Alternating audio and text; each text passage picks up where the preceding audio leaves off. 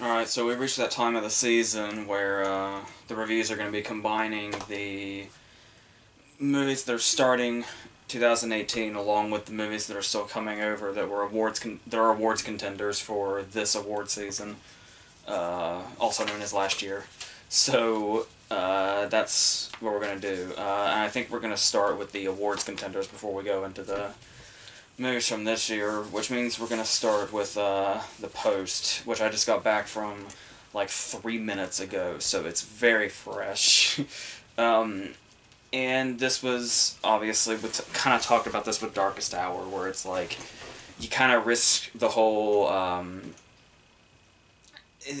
the whole Oscar bait thing, where you have a Spielberg movie starring Hanks and Streep, and it's about journalistic integrity and the Vietnam War and all that stuff. Very spotlight.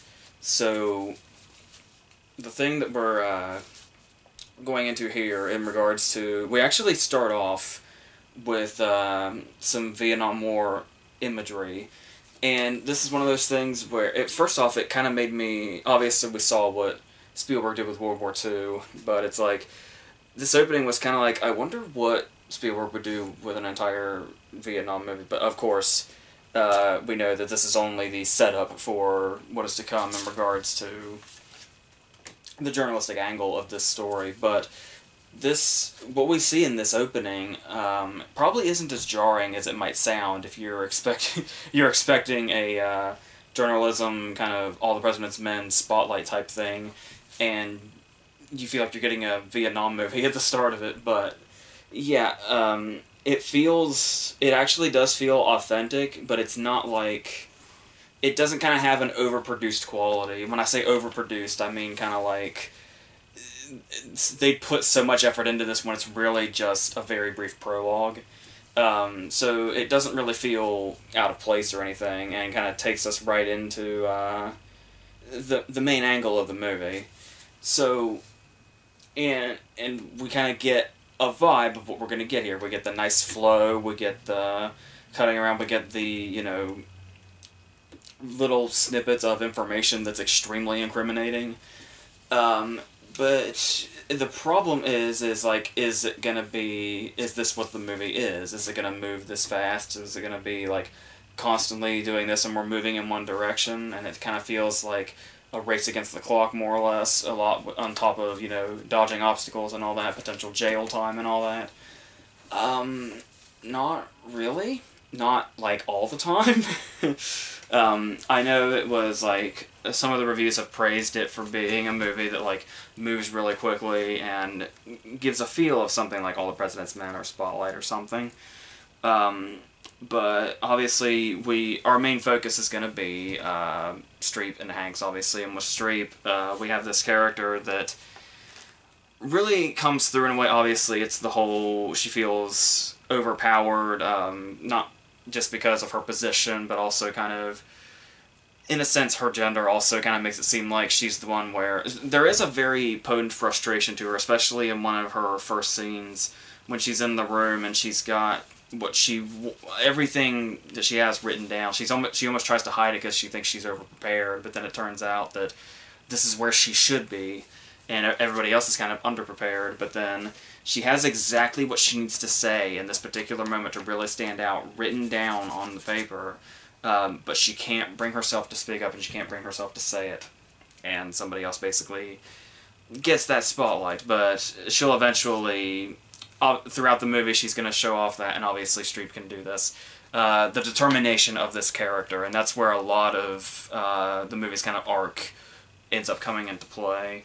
But it's also, you kind of think maybe, big giant Streep or whatever. Obviously, she's not getting as many nominations as she usually does, which may just be because of the Post's positioning here, like its release and all that, how it's very, very much on the line.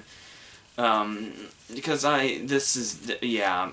the thing about it, though, that makes it a little different is, and with an actress like Streep, I'm not quite sure where you draw the line here, but, one thing I had heard going in was that she was surprisingly understated throughout it. Like, we're getting, like, full understated Streep. And I mean, obviously, the Streep is still in there. I mean, there's going to be those scenes that are just made to be Oscar clips sprinkled throughout. And yeah, that whole kind of determined character arc thing. But she does sell it in a way to where she doesn't really have to do anything particularly big as we would often expect from her. And she handles the understated just as much as the clearly supposed to be powerful moments, if you know what I mean. And then we have Hanks, and I like Hanks here. I don't think Hanks is capable of a bad performance, at least that I can think of. And yes, that includes the Lady Killers, which is amazing. But we all know the part that he's playing, and the issue here is that his entire performance from beginning to end is basically just an impression of Jason Robards. Like, like all the way down to the mannerisms, the way he like seats himself, and obviously, most obviously, the voice.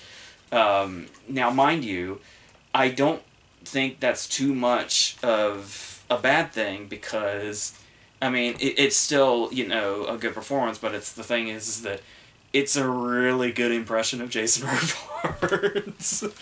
It really is. So, like that, like with an actor maybe not as capable, that would probably annoy me if the whole performance felt like the imitation of another actor that had done this before. But here, for the most part, I was okay. There are times, of course, where it's distracting, where it's like he's a little too good at playing Jason Robards, and that's all you're thinking about. So yeah, I'm guessing he watched a lot of All the President's Men before they shot this, but yeah, it's fine. Honestly, I mean, Streep's got her good scenes, Hanks has his moments, and that whole thing. But the real standout, if you want to look at the cast, and this is a big cast, a lot of them are pretty wasted, especially for the names that they are, but the real standout in this movie, by far, is Bob Odenkirk. Like, the entire first half of this movie feels like a good half of this movie. It's kind of hard to break up the fragments exactly, but I would watch an entire movie with this guy doing this portion of the movie as the lead character, as like the whole story, and maybe like branch off a little bit, maybe get some of his backstory, get some personal touches to him. Instead of just kind of having him in the middle of this when we're trying to bounce around to maybe possibly one too many characters, or two too many, or three too many. But, yes, I really, every time he was on screen was when I thought the movie was honestly at its best. Like I said, you know, what Streep is doing is good, what Hanks is doing is perfectly fine, but I was all about the Odenkirk scenes. That was easily the most intriguing stuff. And then, because the thing about it is, you look at the rest, and this is one of those movies where it has so much going on, and this is a point where, like, a movie like Spotlight exceeds, because a lot of the, obviously Spotlight had a lot of people in it, but they all kind of had, at least most of them, the most crucial ones, at least had one individual moment all to themselves. And this movie is not really like that. It does feel like they take actors like Bradley Whitford or Tracy Letts or David Cross, and they feel like they're kind of like there to fill in the blanks in the office scenes as opposed to really bring any particular... And it's nothing they're doing at all. Like, it's nothing they're doing or not doing. It's just that there's no particular strength to their material. They're just written to be here, more or less. Woodford has a couple of strong moments here and there towards the end, but for the most part, it kind of felt like he was just one of the characters that was just here. And we have other people, like, there are a lot of throwaway roles, like, incredible actors like Sarah Paulson or Carrie Coon are basically more or less in the background. There is Pat Healy, who I like a lot, who it's really nice to see him, and he doesn't get to do a whole lot. He's another one of those guys that's kind of just there, but it's still kind of thrilling just to see him start off in these really small movies, and he still does the really small movies, but to see him in something big like this, or like the one scene he had in The Winter Soldier, is always really satisfying. But then there's people that I never really cared for, like Alison Brie. Alison Brie doesn't do jack shit in this. Like, even if you're a fan of Alison Brie, you will come away saying, wow, she was fucking pointless. and she only has like 2 scenes. I'm not even sure why she was cast, but so yeah, that's, I guess technically she plays a part in one of Streep's stronger scenes. Probably, should she get that far, which she probably will. Streep's Oscar clip will probably be this scene in a bedroom with Alison Brie. Um, but so yeah, more or less, it's kind of like, I think the fact that the actors were so recognizable was kind of distracting, because you could put like any character actor or anybody in here, or somebody that's not recognizable at all, and you probably would have more or less had the same effect. Michael Stuhlbarg just up and disappears, and then shows up again in the very last scene, but one of the very last scenes. So that felt like we were robbed of something. But going on, Spielberg, what Spielberg's doing here. The thing about that is that with this kind of movie, like when you see what, once again, McCarthy did with Spotlight, or Pavilla did with All the President's Men, with these movies, you definitely have to have a certain flow. Like, that's what the movies are kind of, all about. Kind of getting to those things to where it kind of seems like this would more or less be a mundane thing, but they make it really exciting. Like, All the President's Men, like, makes simple phone calls the most exciting thing ever. And once again, this is what I was saying about the beginning, was there are definitely moments where you can feel like this at one point seemed like that was going to be the movie that this was. And it's like it fluctuates throughout the movie, because it's like 1 minute it's really rolling along, and the pace is like really going steady, and we're moving along nicely, and you're getting us pulled in. And then there's like a stretch of like total blandness. So like you hear about the post, there'll probably be some people say, "Oh, that sounds great," and they kind of imagine this type of thing, or then they say, "Oh, that sounds like bland Oscar bait," and you kind of get both, like alternating between the two. So that's kind of jarring and unfortunate, because there's a lot, especially at the beginning. There's like a lot of bullshitting, where it's like there's a moment when Streep first gets informed that something is about to go down, something is about to get published that's big. But the way this scene plays out is we see a whole dinner party take place of people telling irrelevant anecdotes and jokes. And, like, the whole thing plays out this, and it's just like people mingling at a party just so we can get to this point where Streep has told us.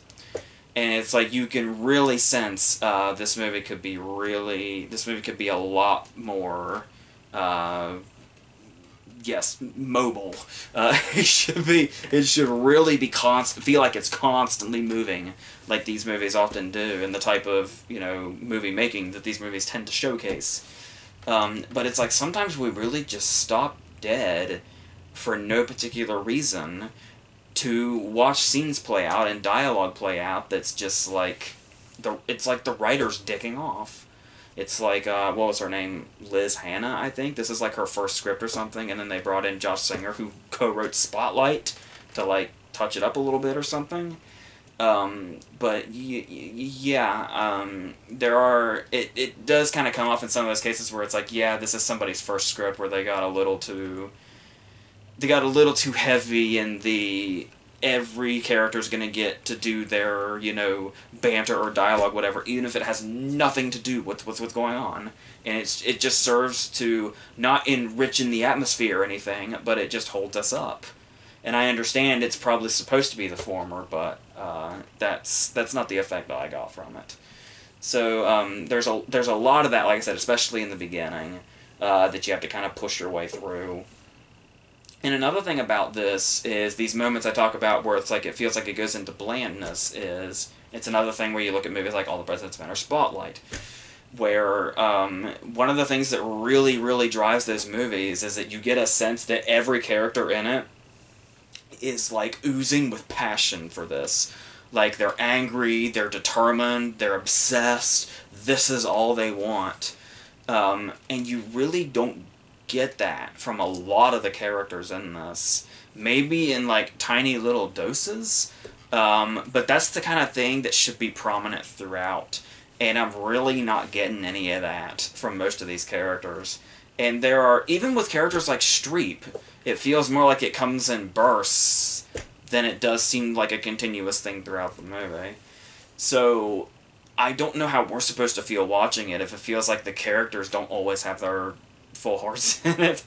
So yeah, but the scenes that do get to that point do work quite well. But I mean, there's just so much lacking in that whole, and just the whole passion department in general.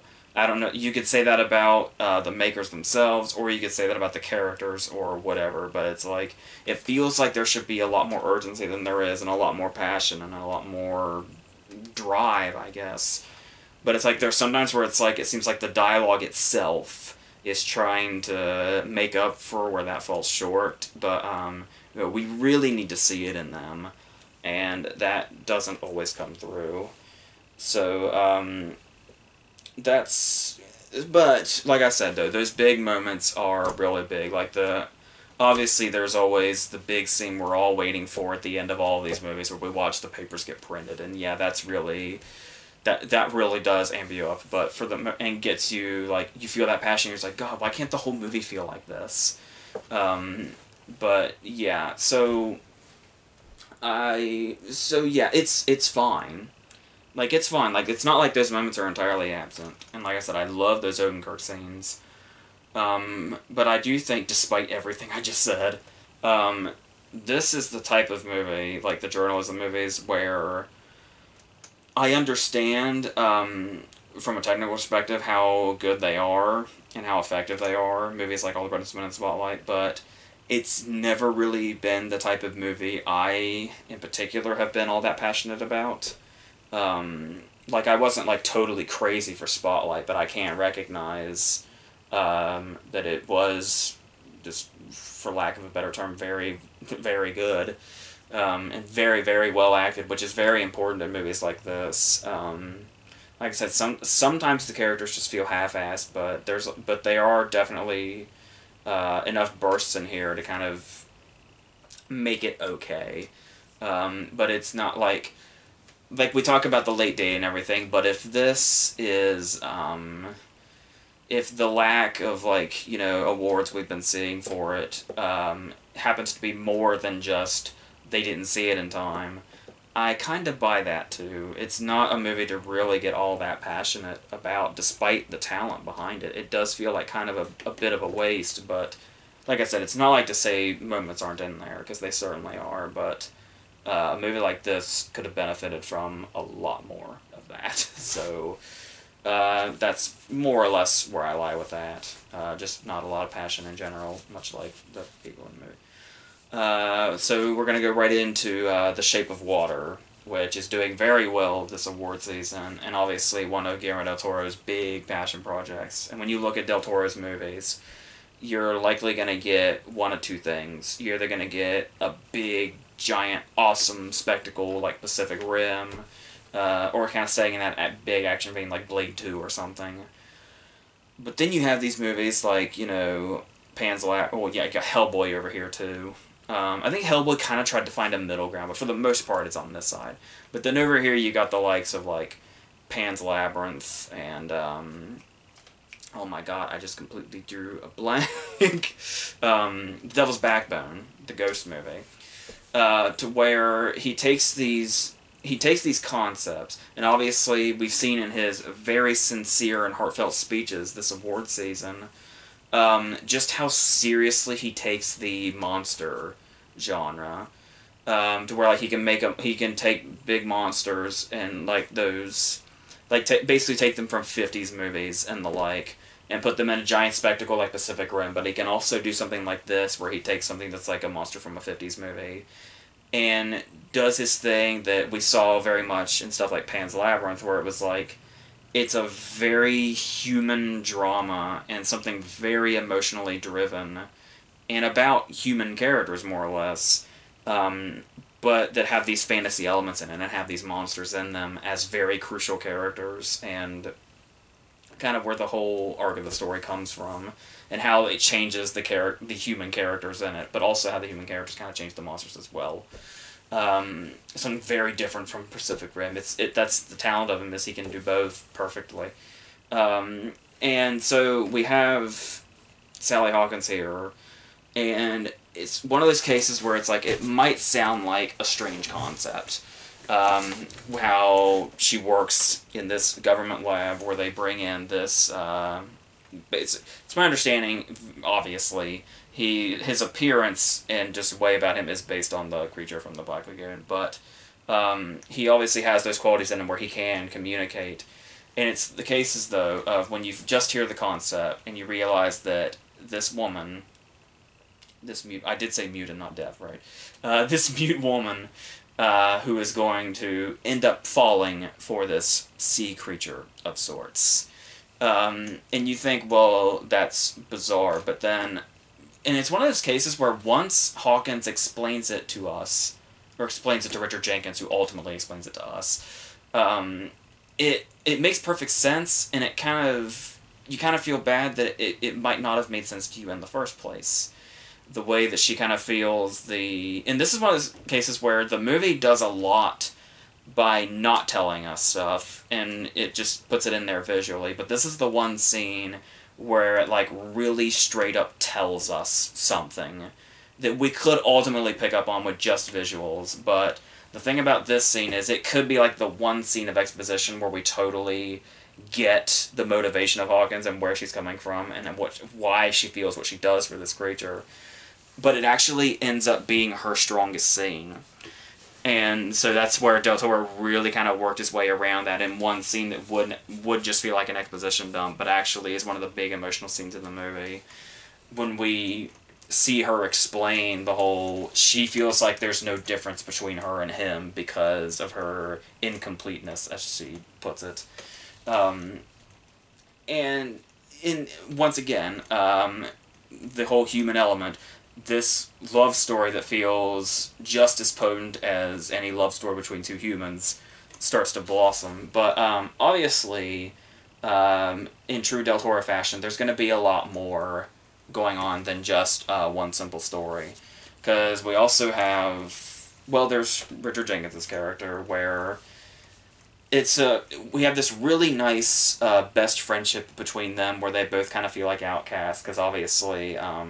he's in the closet, and this is like the Cold War era, so he's in a really bad spot too. And there's actually that moment when she has the news on, and he's watching like this riot of sorts, and he's disgusted about it. He's like, "Oh, turn that off." And it's like we kind of get that sense of he's somebody that that also feels like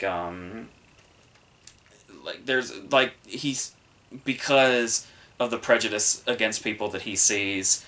For the type of person that he is, we get a sense that any type of prejudice is going to affect him in a way and make him feel kind of that empathy for people going through the same thing, if for a different reason. So, and there are definitely moments with him as well where he's very much got a sensitivity to him that Jenkins has always been just perfect with. And he has a lot of comedic moments as well. I don't know that I fully approve of the Urkel line. Yeah, he does say a line straight out of Steve Urkel's fucking Rolodex, but apart from that, there are nice little moments in there, like the way he reacts to seeing the monster for the first time, because for the longest time she's just describing it to him, but when he sees it, just that little reaction he has is something. And then there are those moments where we kind of watch him keep going, and we just kind of see the rejection that he faces, and it makes him extremely sympathetic, especially the way he plays him. And then there's those moments where, like, even when it's somebody else's big moment, Jenkins can just throw in this little moment where we still feel bad for him. Like the moment when she's trying to explain to him why her attraction to the monster, and she's really trying to get it through to him, and she hits him, and it's like, we're guessing it's the first time she's ever done this, and it really shakes him that she hit him, but she's trying to get this out, and this is her big moment. But just like that one tiny moment from Jenkins is something you still remember, even in Hawkins' biggest scene, and she's got many of those. So that's really impressive that he's able to pull that off. Um, and obviously we once again have Shannon doing his bad guy thing, which sounds dismissive, but we always want Shannon doing his bad guy thing. I don't think that's ever gonna get old. And once again, he always finds a way to kind of bring a little something to the characters anyway, even if they kind of feel like you say, of course Michael Shannon will play this part. But there's moments like the scene in the bathroom. By the way, I think it's amazing that Octavia Spencer refers to him as Mr. I piss with my hands on my hips.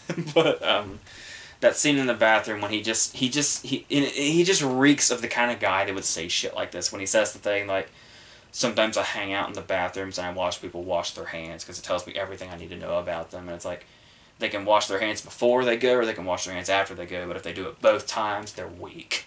And it's like, what the fuck does that mean? But it's like, that's totally something this guy would say, and I totally buy that. He's got like his candy and shit. So yeah, he does definitely bring something. He does bring that Shannon charisma we love to a part we've seen many times before. The evil lab people that are cruel to the inhuman creature that a human ultimately feels affection towards. I know that sounds extremely specific, but we know it not to be. So one thing here that I really like is obviously the period design for sure. Both of them, because it feels like we have two different worlds here, because we have the normal outside world where it's like it feels very much like we're in a French movie throughout it, especially when we're just kind of watching Hawkins go around town. The score really plays into that too, but and the thing is for some reason I kept forgetting the period this movie was set in. So it's like every time they would go outside, it was like, oh yeah, and then you would just be immediately thrust into this, and then yes, it would very much clear itself up. But then there is also the lab, which, like I said, very much, like I said, you see the outside, and it almost feels like a '60s French movie or something. But then when we're down in the lab, we're back into 1950s cheap sci-fi movie, but in the most endearing and best way. And the way it almost kind of feels like the lab is like this entirely different underground world. But at the same time, we totally buy, by the end of the movie, that love can be found in such a place. And going on that, also talking about the whole, if one side feels like a French movie, the other side feels like a monster movie. The whole thing where, this is one of those movies that I love so much where just when you watch it, you can tell that there is a general love for movies in its creation. Like one of the settings being the fact that Hawkins lives above a movie theater that's showing all these, well, I guess, I was going to say classic movies, but I guess at the time they're relevant. But, yeah, so just that setting in general, it's like, this movie comes from a place that just appreciates movies in general. You could also say that about the little musical number in the middle there, if that's what you want to call it. About the musical number, I don't know that it entirely works, but that's only for one reason. And I apologize, because I'm sure Del Toro has had this movie in his mind for God knows how long. But I feel like this musical number is kind of doesn't have the stunning power it probably once could have, because we have since had the artist.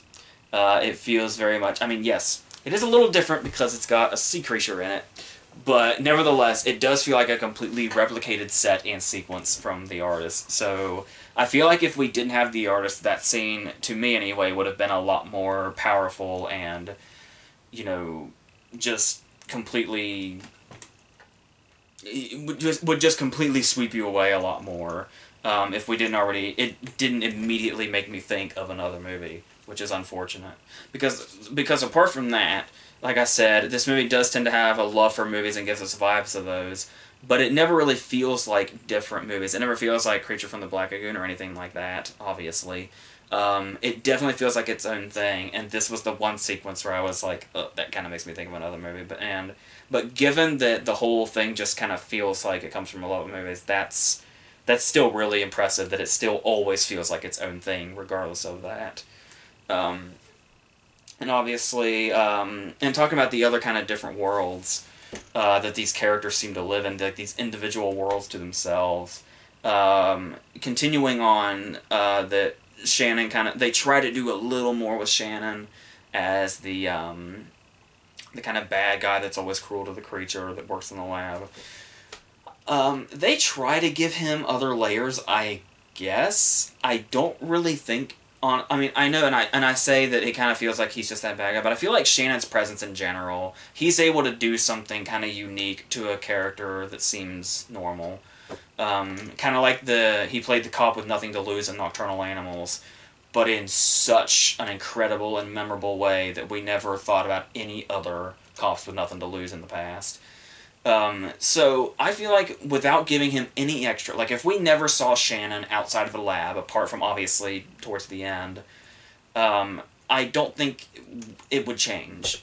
But we do see his home life for like one scene, that, like I said, really doesn't feel all that necessary, but it does have this weird kind of transition and contrast where it's like, we already know him to be a cruel character, but when he goes home, it's like he leads a sitcom life.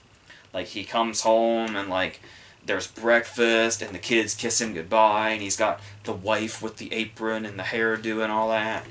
And then suddenly they're in the bedroom fucking, and it's like we completely go off it looks like a clean family sitcom thing there. Like I said, I don't know that this is entirely necessary for this character. I feel like it's pretty much established, and Shannon was doing just fine without us really having to branch off what he does in the lab, really. But I suppose for a lot of people that'll probably work in a way that it feels like they're at least attempting to add another dimension to him than just the normal bad guy, I guess, but I didn't think it was necessary. And then there's stuff talking about the appearance. We talked about the production design and all that. But obviously there's also the recurring colors, like green, where there is, like, there's the key lime pie. There is the painting where, like, they keep telling Jenkins he needs to add more green to it. There is Shannon's car that he insists is teal, but we all know why exactly it's there. Even the time cards in the lab when they clock out or in, just everything kind of has that familiar kind of vibe to it. So that was, and obviously the creature itself, it all kind of feels like it lines up in a nice way, and it's like this constant kind of what's the fucking word I'm looking for? God damn it! This constant reminder of the creature's presence, I guess. I completely lost my words there. But yes, as I was saying, one of the things the movie does do quite beautifully is when it shows us things, it just shows us things where we can get the vibes ourselves. Like, and I may be reaching on some of this, but the whole idea, obviously, the title tells us that water plays a very important factor. And it's like, once again, you hear about, like, it was like the catfish thing with Uncle Boone Me, where it was like, all everybody talked about was the weird sex scene. Same thing with the creature and Adrian Brody in Splice. It's like when a human has sex with a creature, or an animal, or whatever, that's all fucking people are going to talk about. I know that sounds weird, like, I'm so dismissive of it, but it's like, yeah, I suppose it's a weird thing, but I mean, it's like, people want to try to make it like that's just what the movie is. When really, well, obviously not, but the thing is that you do have that question of, we understand her connection, but where does the physical attraction come from? So they do this thing where she has a ritual every morning. And the thing about it is that we learn from this that basically there is a sexual association with her being submerged in water from the get-go.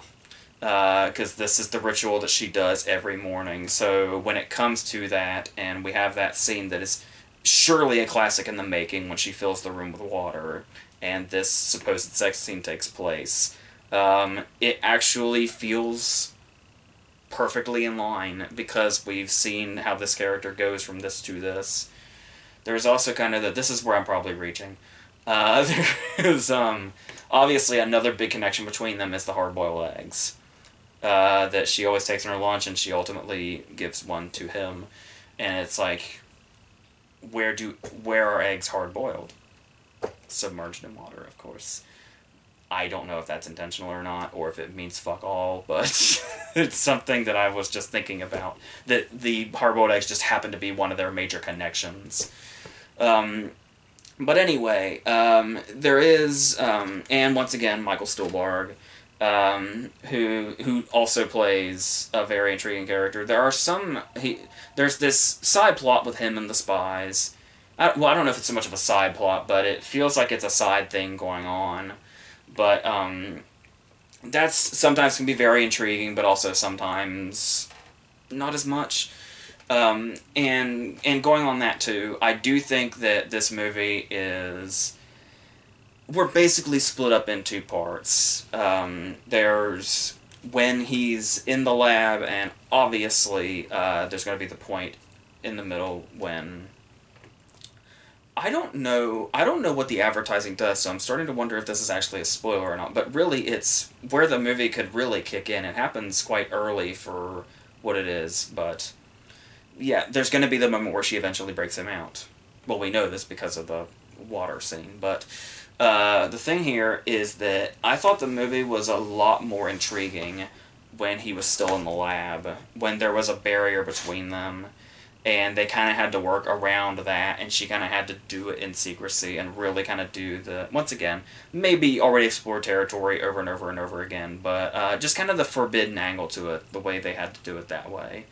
Where I found myself a lot more into that than I did when they were actually, there was no barrier between them.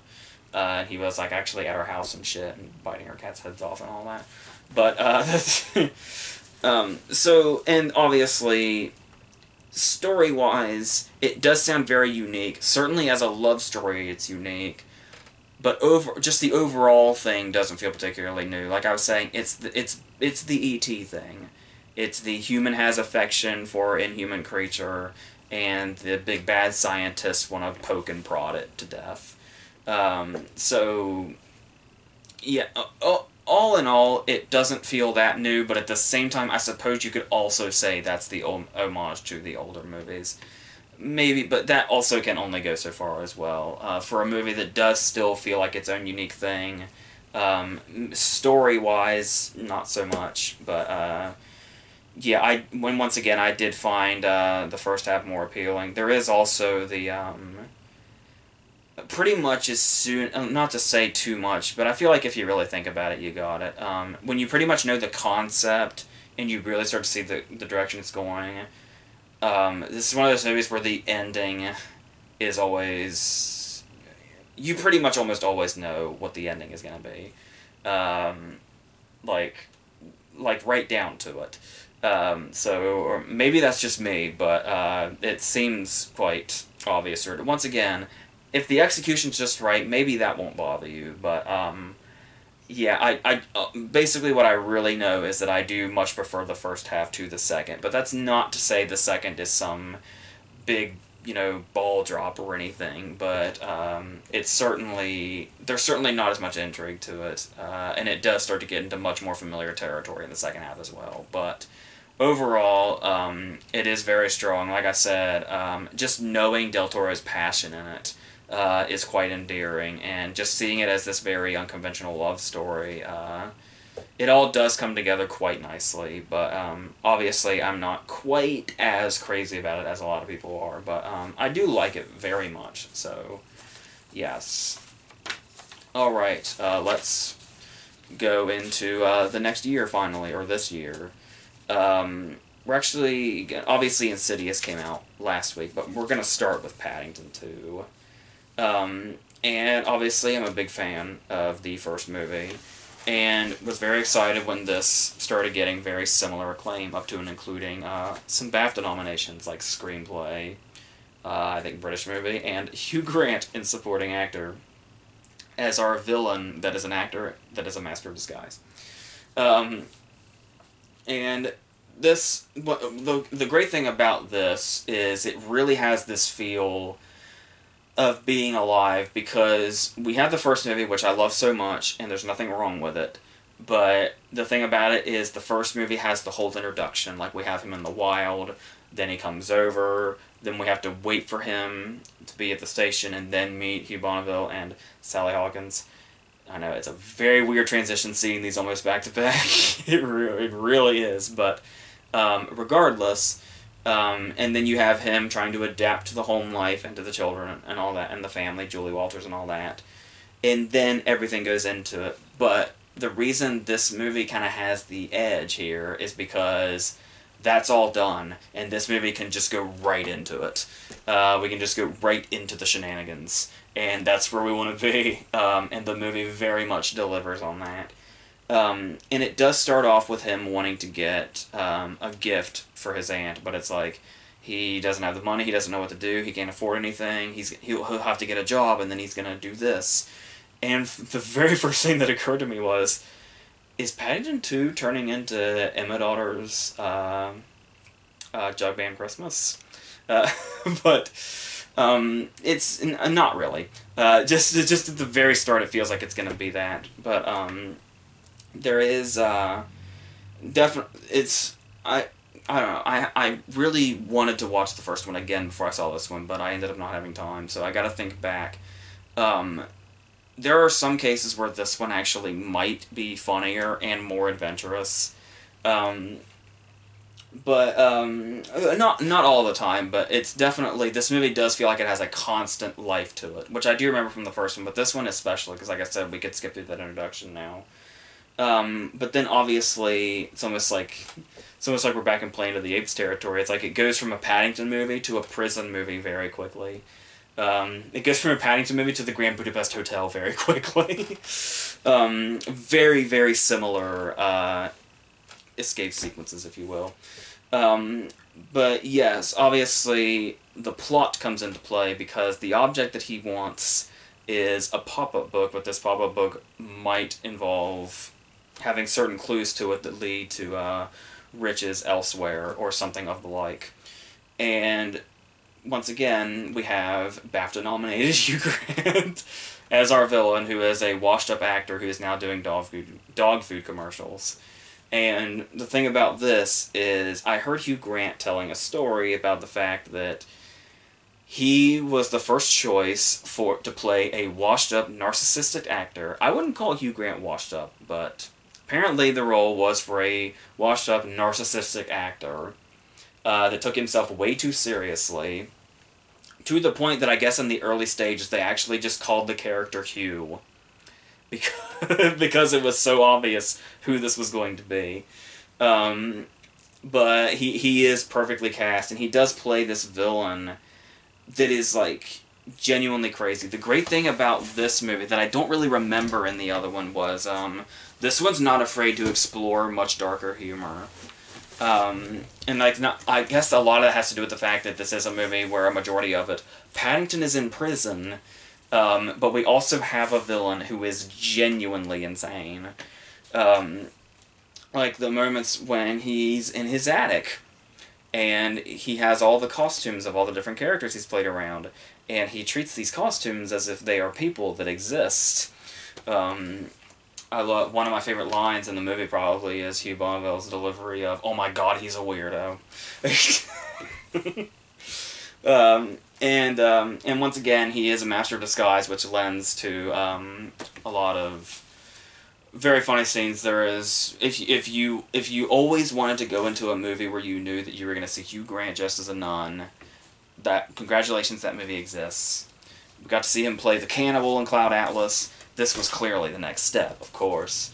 And the really clever moment when he's able to just turn it inside out, and then it's the cardinal uniform, the robe.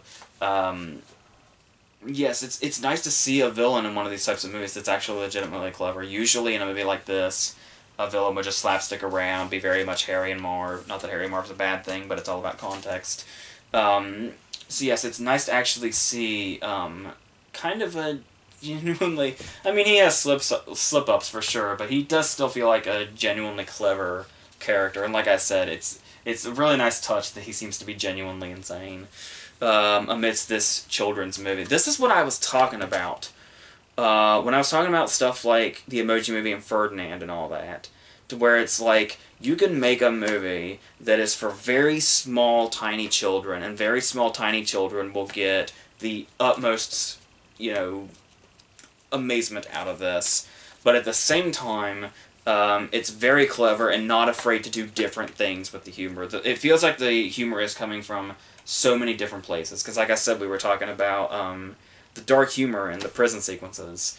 The Brendan Gleeson character is hilarious. And there's always, like, there's a legitimate moment when Paddington's talent for making marmalade sandwiches literally saves his life. He was about to be murdered. Paddington was about to be murdered.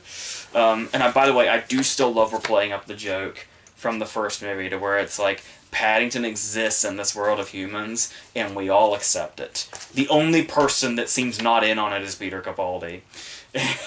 And that in itself is a great joke. But there's also... and like I said, there's a type of humor where, like, you can laugh at the fact that, whoa, Paddington was almost murdered, but marmalade sandwiches saved his life. And then in the same movie, you'll get Hugh Grant dressed as a nun. And then you get little things in there that you can, like, look for, to where it's like when Hugh Bonneville's reading the paper, and the headline on the... or is it Broadbent? One of them is reading the paper, and the headline on it is... Judge rules get out of jail free card is not legally binding or something. And it's just little things that are thrown in there like that where, like, no attention is drawn to them. And obviously there's going to be, with the Grant character, there's going to be, like, digs at actors and stuff like that. But then there are cases to where it's like, it just kind of feels like there is... It's like, has like a cartoon quality to it, where, like, there's some really over-the-top slapstick, like Paddington getting flung against the window, and stuff, like, once again, feels like a very classic cartoon feel, where stuff can just materialize, where all Paddington's wearing is, like, this barber shirt, yet when the time calls for it, it's like he just pulls a marmalade jar out of his ass. Like, it just materializes because he needs it in this moment. And it feels very much like you see the old cartoons where it's like anybody can just pull anything out if it's relevant to this. And so I actually really like that they put stuff in there like that. And there's all the stuff that just kind of feels like really spontaneous, like the band on the scaffold, just stuff like that can just happen. Just big things can happen at any random moment, just because this is the kind of movie where that would happen. It doesn't need to be logical. And I really love that, and that the movie kind of sticks with that kind of thing all throughout. And it just so much works that we just never question it. We really don't need to. If you do, you're probably an asshole, or you're overthinking it. It's a Paddington movie, and that's why we love it. And there is the, there's also the, I like even the stuff that just seems totally irrelevant, like the yoga. Somehow happens to we have a callback to it. Like, it actually becomes relevant.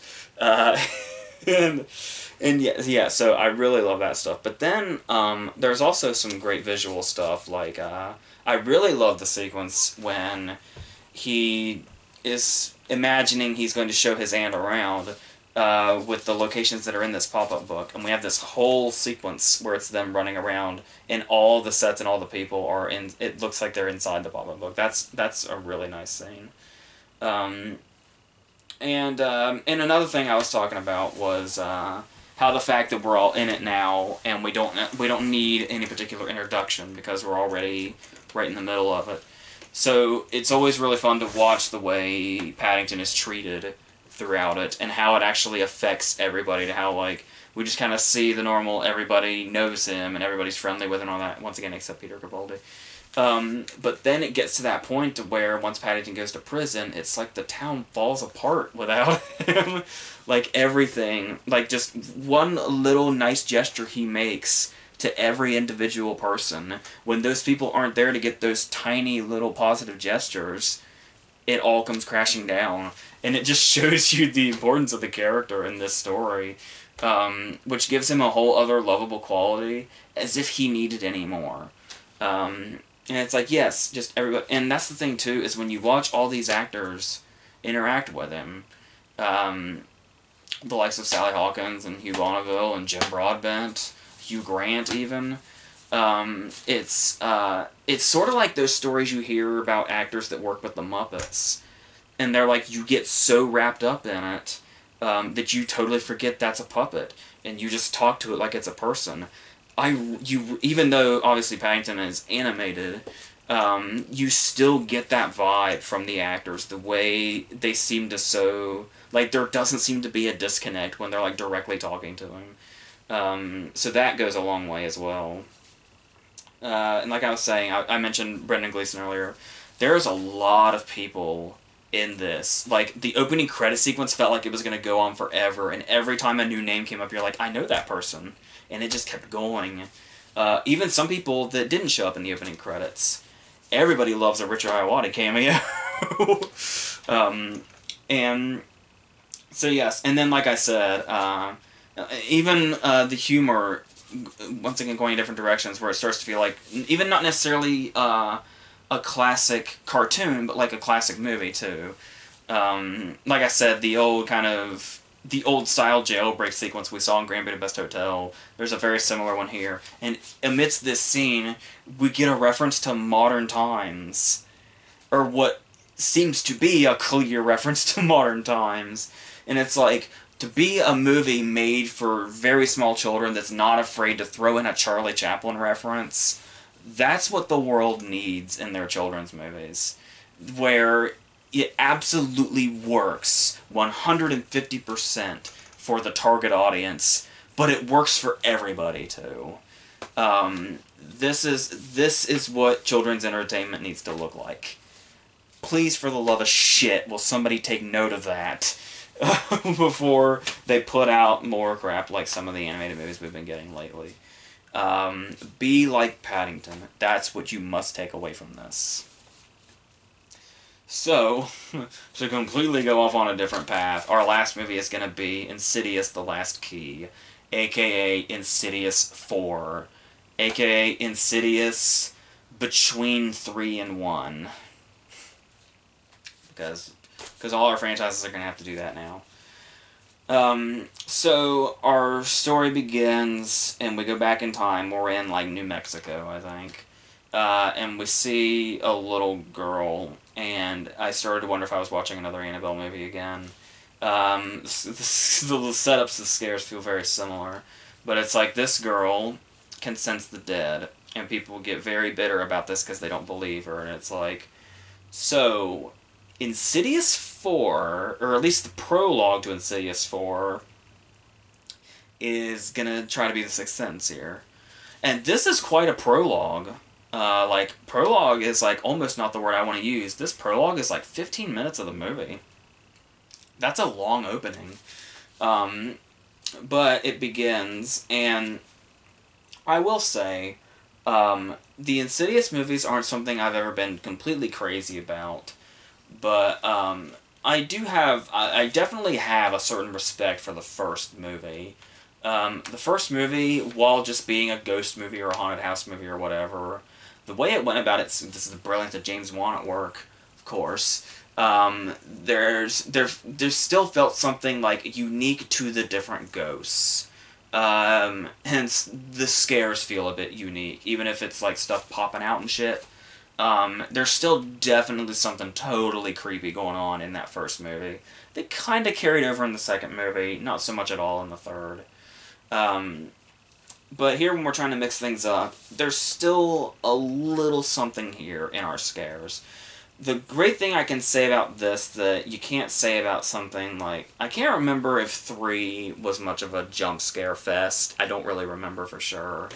But this one, I this isn't a movie that I was gonna hate because even though it's Insidious 4, and by the time it gets to the end, it's clear the writing is not even trying anymore, and they're just really, really milking this Lin Shaye character that they killed in the first movie. It's like Bill Nye in Underworld. It's like you kill him in the first movie, but then it's just like all you do is make a franchise and think of ways to bring him back without literally resurrecting them. And so the thing is that they seem to genuinely try to work for their scares in this for the most part.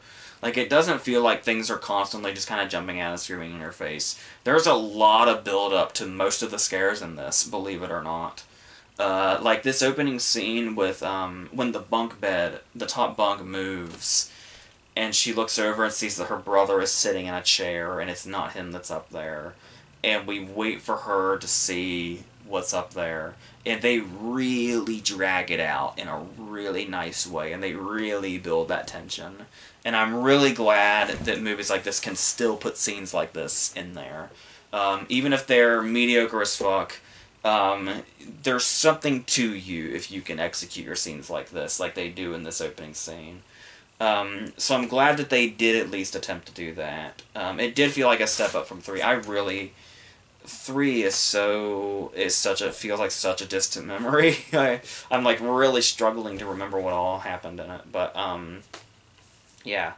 And so yeah, I do understand, I suppose. I say it's like milking the Lin Shaye character. If there's a character they're definitely milking, it's Lipstick Face. I mean, for God's sake. He was the antagonist for one movie. And yes, I know they really want to build up his presence is lurking because we're leading back to the first movie. But I mean, the behind Patrick Wilson's head sudden scare right in the middle of nowhere, it worked really well. But you do it once and that's all you got.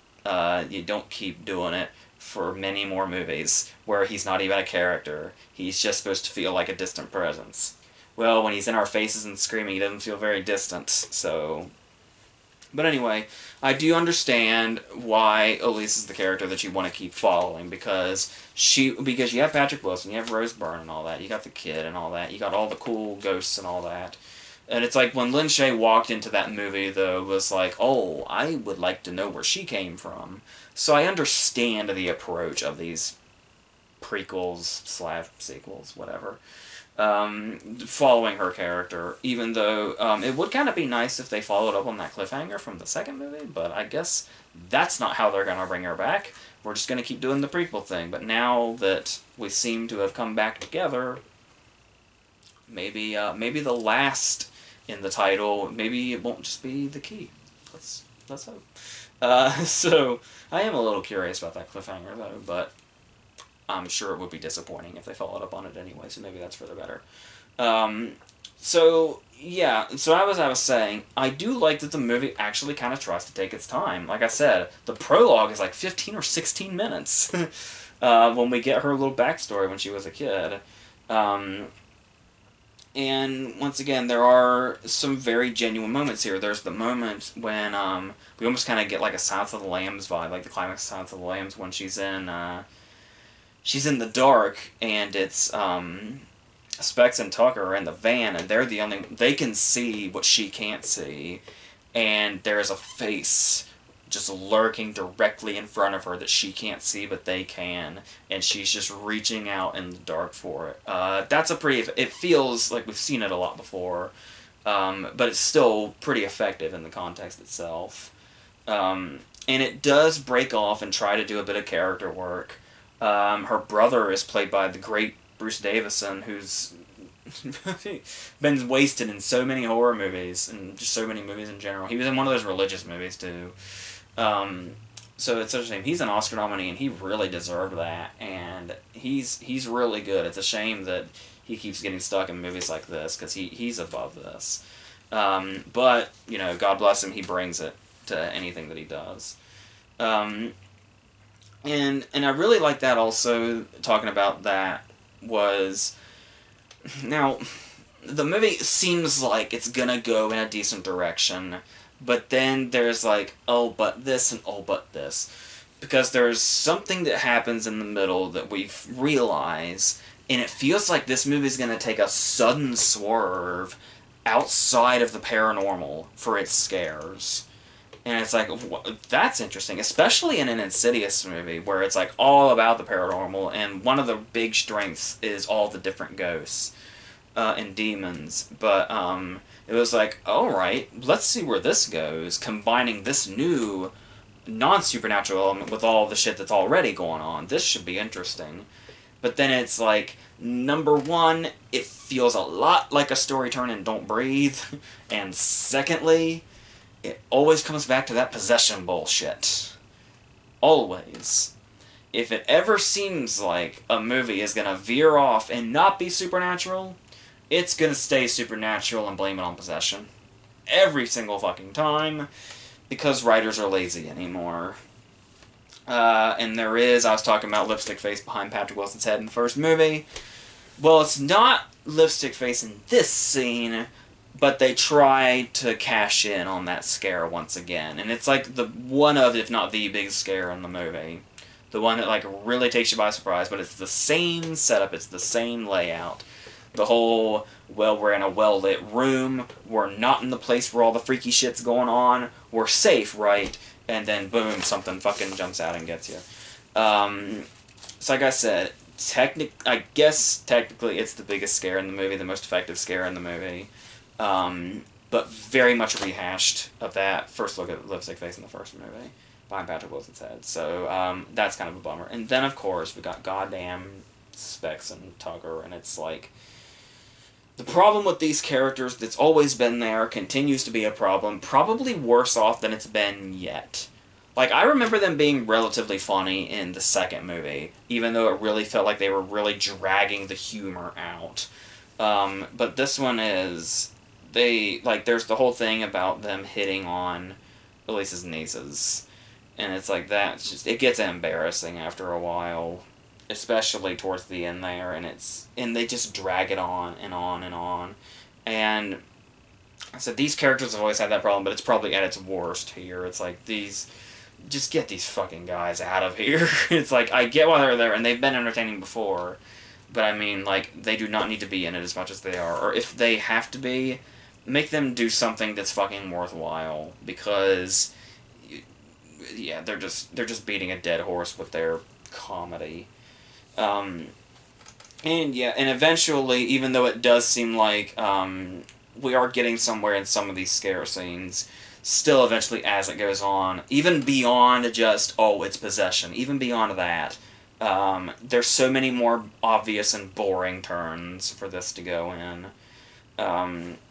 Of course, one of the nieces also has the power that she does. It's like, just because, just for convenience sake.